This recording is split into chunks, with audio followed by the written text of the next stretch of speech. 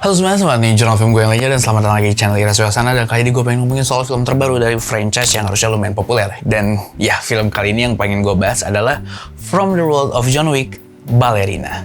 Ya, jadi ini adalah spin-off ya. Dia adalah film kelima dari waralaba John Wick, tapi dia adalah spin-off yang diambil waktunya itu di antara John Wick 4 dan John Wick 3. Jadi dia berlangsung antara sebelum atau setelah John Wick 3 dan sebelum John Wick 4. Dan secara story sendiri intinya dia menceritakan tentang Eve. Jadi dia adalah seorang perempuan yang diangkat menjadi bagian dari Rushka Roma, di mana Rushka Roma ini adalah klan atau family yang pernah menaungi John Wick, di mana di sini dia diangkat itu setelah dia kehilangan ayahnya yang dieliminasi oleh sekelompok klan tertentu gitu ya. Sesuai tebakan sebagaimana film John Wick, film ini ya adalah tentang dia yang ingin membahaskan dendam ayahnya. Nah, kalau ngomongin soal film ini, sebenarnya ketakutan pertama gue adalah gue takut film ini adalah film milking, di mana dia akan menggunakan karakter yang berbeda, mungkin untuk menghemat biaya bayaran Keanu Reeves, tapi tetap memberikan karakteristik John Wick ke dalam si karakter yang berbeda ini. Tapi ternyata setelah gue nonton, sebenarnya gue bisa bilang, Eve sebagai karakter utama di film Ballerina dan John Wick sebenarnya adalah karakter yang berbeda. Secara fungsi pun gue bisa bilang sebenarnya Eve ini menjadi sudut pandang yang berbeda untuk menceritakan hal-hal yang tidak bisa diceritakan melalui sudut pandang John Wick. Ya jelas, karena John Wick akan menggambarkan high table dari sudut pandang veteran, sedangkan kalau Eve akan menggambarkan high table dari sudut pandang anak baru. Sehingga sebenarnya kalau dari anak baru akan sangat banyak kemungkinan franchise ini untuk menceritakan hal yang tidak sempat diceritakan. Karena kalau balik lagi ke ceritanya John Wick, karena dia adalah seorang veteran yang secara konflik sudah terlibat dengan atasan high table, banyak aturan-aturan dan mekanik high table yang dianulir dan diubah gitu kan. Sehingga ya kita nggak akan sempat gitu untuk melihat bagaimana cara mereka bekerja dengan semestinya melalui sudut pandang John Wick. Sehingga dari sudut pandang lain seperti dari sudut pandang Eve melalui film Ballerina sebenarnya bisa menjadi potensi. Bahkan sesimpel gimana cara mereka berkumpul para pembunuh ini, gimana cara mereka dilatih, itu kurang lebih digambarkan lah di film Ballerina ini. Walaupun mengambil sudut pandang family Rushka Roma. Tentu pastinya dengan banyaknya family yang ada di high table akan ada banyak sudut pandang yang berbeda. Sebenarnya masih banyaklah potensi untuk bisa mengembangkan franchise ini, tidak hanya berhenti di karakter John Wick sebagai sudut pandang utama. Nah, kalau soal karakterisasi,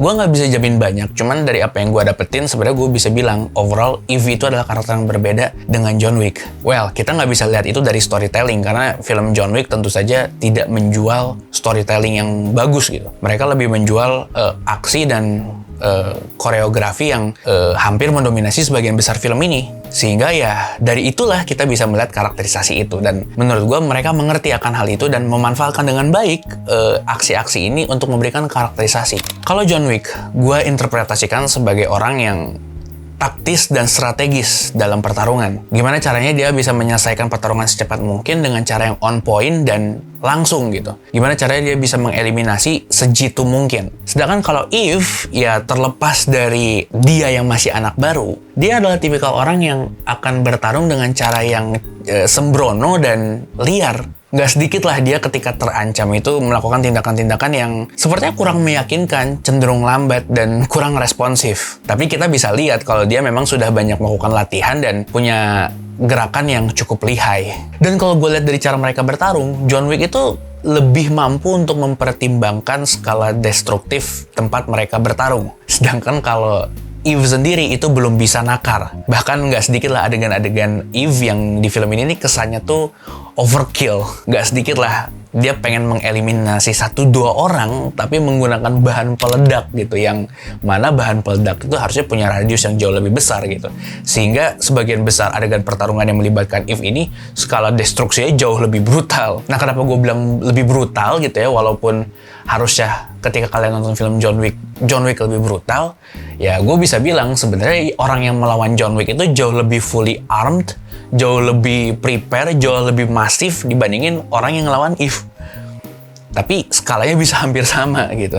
Nah, menariknya hal tersebut bisalah memberikan diferensiasi karakterisasi terhadap Eve ini gitu dibandingin sama John Wick sebagai MC dari seri utamanya. Gak cuma dari situ, dari gerak-gerik tubuh pun itu bisa jadi diferensiasi. Well, kalau John Wick gue nggak tahu apakah ini adalah gestur karakternya atau gestur Keanu Reeves.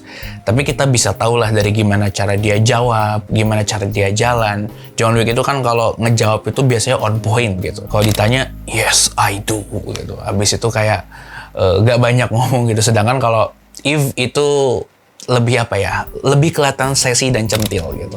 Yang mana hal-hal tersebut mulai dari cara berantemnya sampai ke gerakan dan bahasa tubuhnya si Eve ini sempat bikin gue ya bisa dibilang terpesona dan cukup tertarik dengan karakter ini gitu.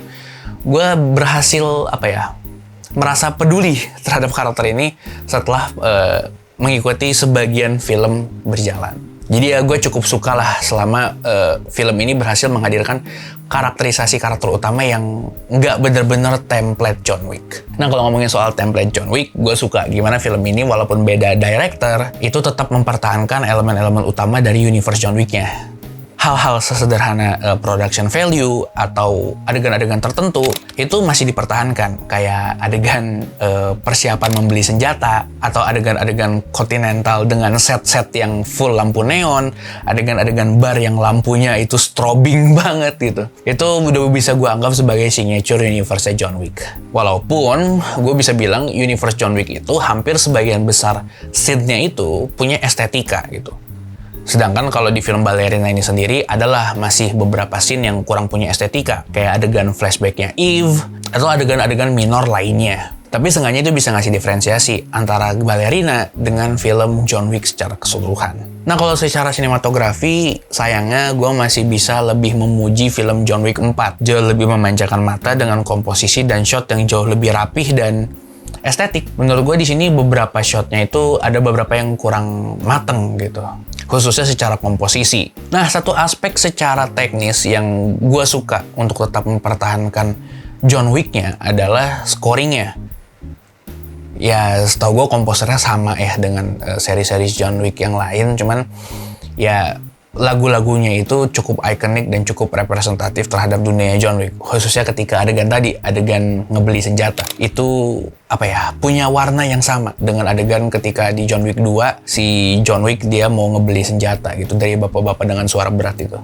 Ya intinya film Ballerina ini menjadi spin-off yang berpotensi untuk menceritakan sudut pandang lain dari universe John Wick dengan karakterisasi yang sebenarnya nggak plak ketiplak ngikutin John Wick gitu.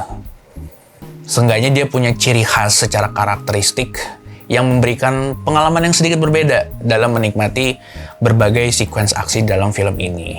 Ya paling kurang lebih begitulah menurut gua soal film From the World of John Wick Ballerina ini gitu. Gimana menurut kalian? Langsung aja kita diskusi di bawah. Semoga video ini bisa menjelaskan sesuatu dan gak muter-muter aja. Dan ya sampai jumpa di film berikutnya mungkin. Dan sekian aja dari gua dan sampai bertemu lagi. Belum nemu ending yang pas kayaknya.